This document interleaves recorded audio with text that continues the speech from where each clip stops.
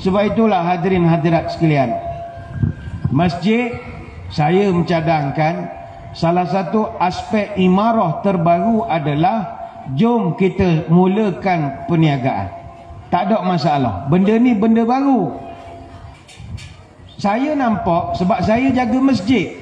Masjid kalau nak niaga tak ada masalah. Dari segi meniaga apa sebab? Syarat asas nak meniaga kena ada pembiayaan, kena ada modal. Dan masjid dia tak ada masalah bab modal. Saya naik ke masjid, dia ada papan, dia tulis berapa kutipan. Mingguan 1000 lebih, minggu ni 1000 lebih.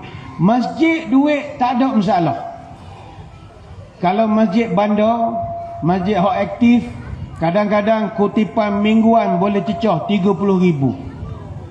Ada setengah masjid bandar hak lagi aktif, kutipan Jumaat saja 30,000. Ada. Jumaat saja 30,000. Maknanya dia buka tabung, start pada tengah hari, orang mari semayang Jumaat, tabung golek, habis semayang, lepas semayang, dia kira balik duit 30,000. Itu masjid besar-besar, masjid KLCC misalnya. Masjid dekat dengan KLCC. Dulu bawah Petronas, sekarang bawah Jawi. Begitu juga masjid wakaf Bank Islam. Itu semua 30,000, 30,000. Ada satu kajian pernah dibuat. Ni saya nak cerita tuan-tuan rahsia masjid ada berapa banyak duit ya. Beberapa tahun lepas, para penyelidik di Universiti Kebangsaan Malaysia, mereka siarkan satu kajian berkenaan dana dan harta masjid di Malaysia. Dia pusing Malaysia, dia kaji berapa duit masjid. Dalam kajian dia mendapati 22% masjid di Malaysia dapat sumbangan lebih RM100,000 setahun. Ada. 21% daripada masjid di Malaysia dapat sumbangan antara 50 hingga RM100,000 setahun. 57% masjid di Malaysia dapat sumbangan daripada jemaah RM50,000 setahun. Tapi sayang, dalam kajian itu menyebut 7.8 juta wang masjid tak digunakan langsung. Tak guna langsung. Dia buat kajian, buat apa pula masjid tak guna duit? Duit banyak kan? Mereka mendapati ada di kalangan ahli jawatan kuasa, dia tak berani nak belanjakan duit sumbangan orang ramai. Bila tanya ngapa? Sebab kita keliru fatwa. Macam contoh, tuan-tuan malam ni buat jamuan makan untuk jemaah anak Korea kita. Boleh tak pakai duit masjid? Pening nak jawab tak? Boleh pakai duit masjid tak? Sebab akan ada di kalangan jawatan kuasa pertikai. Tuan Haji, hak ni kita pakai duit jemaah sumbang. Jemaah tu sumbang bukan untuk buat lemang. Kita nak jawab apa? Menyebabkan banyak masjid serabut. Malah ranja aku pening. Kalau aku keluar belanja, orang marah. Katalah, aku nak panggil penceramah Kuala Lumpur sekali. Tanya penceramah, berapa nak bayar? Dia minta 6,000 contoh. Ada AJK marah, 6,000. Pergi haji balik hari ya. Panggil ceramah Cikgu Kafar sudah. Dia ada hak jenis gitu. Dia tak ambuh belanja. Jadi kebanyakan ahli-ahli jawatan kuasa sekarang, dia mikir derma yang orang bagi hanya boleh buat 3 perkara saja. Pertama, bayar gaji dengan allowance kaki tangan kalau ada kerani tukang kebun. Yang kedua, untuk maintenance, panggil orang baiki apa semua. Hak ketiga, nak bayar program-program tertentu. Maulid Rasul, Ma'al Hijrah, Nuzul Quran, Isra' Mi'raj. Selain daripada itu, dia tak nak belanja. Bahkan kajian menunjukkan belum ada mana-mana masjid di Malaysia hak berani merangka skim pelaburan. Tak ada. Tak berani. Nak melabur tak berani. Yang kedua, tak banyak masjid di Malaysia yang berani tubuh koperasi. Tahniahlah kepada masjid kita, tak lama lagi insya-Allah ada koperasi. Ini satu keberanian. Yang ketiga, tak banyak masjid di Malaysia yang berani melabur dalam sektor hala dalam institut kewangan moden. Begitu juga tak banyak masjid berani melabur dalam hartanah, beli tanah, beli properti, tak berani.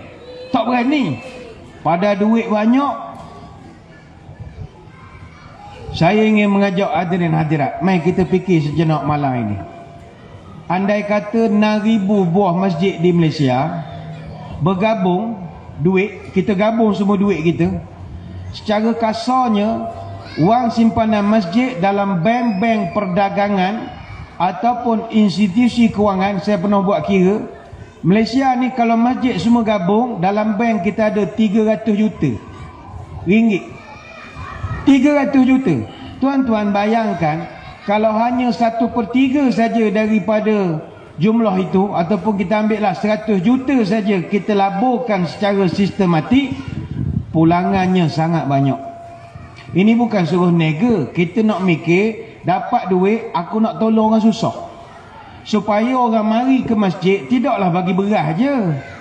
Kita boleh bagi beasiswa pula lagi. Ada masjid saya pernah jumpa, anak kampung dia nak pergi belajar ke Mesir, dia bagi duit tiket, belanja bulanan. 4 tahun pengajian dia bayar. Sebab masjid itu kewangan dia sangat kukuh. Masjid itu dia dapat tempat ketiga masjid terbaik di Malaysia. Dia boleh bagi bantuan tetap pada asnaf pula. Apa sebab? Dia buat koperasi, dia ada meniaga macam-macam. Bukan sebab kita nak kaya, kita niat nak tolong orang. Sebab itulah saya ucapkan tahniah kepada Masjid Terbakang. Saya dipahamkan masjid kita akan bergabung dengan 4 buah masjid, kita panggil masjid komuniti di daerah Marang ini. Pertama masjid kita, Masjid Terbakang. Yang kedua Masjid Pekan Bukit Payung. Yang ketiga Masjid Pekan Wakaf Tapir. Dan yang keempat Masjid Kelulup kat Bandar. 4 masjid ini dalam perancangan, kita terangkan awal malam ni, dia akan gabung nak jadikan masjid komuniti. Ini sangat bagus. Bayangkan 4 masjid ni kalau gabung akaun, meletup bank. Duit banyak sangat dalam bank. Tapi ingat, pelaburan sebesar 100 juta hanya boleh dilakukan oleh syarikat pelaburan atau pengurus dana yang cekap dan berpengalaman saja. Tuan-tuan jangan koksir-koksir cari orang toh mana jumpa tepi jalan. Oh, Tuan Haji, kita boleh laburkan duit ini, insya-Allah. Ini semua labu perang, habis lingkup masjid esok. Kena cari hak senonoh. Kena cari tempat hak betul-betul. Ramai orang kita boleh tolong. Jadi saya cadangkan, serahkan pada hak reti. Tapi tuan-tuan jangan buat selalu. Oh, semangat dah ni ustaz, esok buat lalu. Jangan. Apa-apa hal kena patuhi garis panduan pengurusan kewangan berdasarkan pandangan jawatankuasa hukum syarak negeri, supaya pengurusi masjid boleh elok daripada tohmahan dan fitnah orang yang akan tuduh kita ini guna duit masjid untuk melabur dan akhirnya rugi dan sebagainya lagi. Jadi kena ada hitam putih. Yang ini kena buat secara teliti. Tak boleh esok semangat beli public trust ke. Tak boleh. Hak ni kena ada hitam putih, hak betul-betul.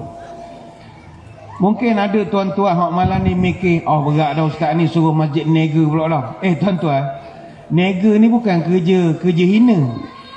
Meniaga bukan kerja hina. Meniaga bukan jenayah. Nabi SAW sebelum jadi Nabi dia kerja apa? Dia kerja nega.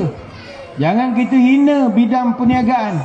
Sebab itulah Sayyidina Umar Al-Khattab radhiyallahu anhu, orang pernah tanya dia, "Hei Umar, mu kalau boleh pilih nak mati, mu nak mati di mana?" Kata Umar, "Aku kalau boleh pilih nak mati, aku nak pilih 2 tempat. Pertama sekali aku nak mati masa jihad fisabilillah. Yang kedua aku nak pilih mati masa nega." Masa tengah nega. Orang tanya, "Apa pelik dengan mu ni? Molek dah hak pertama mu nak mati fisabilillah, apa hak kedua mati nega?" Orang niatlah mati depan Kaabah ke, mati tengah buat umrah ke, mati tengah zikir ke. Kata Sayyidina Umar dalam Quran surah Muzammil ayat ke-20, wa akharuna yadribuna fil ardi yabtaguna min fadlillah wa akharuna yuqatiluna fi sabilillah. Allah Ta'ala sebut ada 2 golongan yang sangat dicintai oleh Allah. Pertama, orang hak berjuang fisabilillah. Yang kedua, orang yang cari rezeki di jalan Allah. Jadi aku nak pilih salah satu. Kalau aku boleh pilih, pertama mati syahid, yang kedua mati masa meniaga.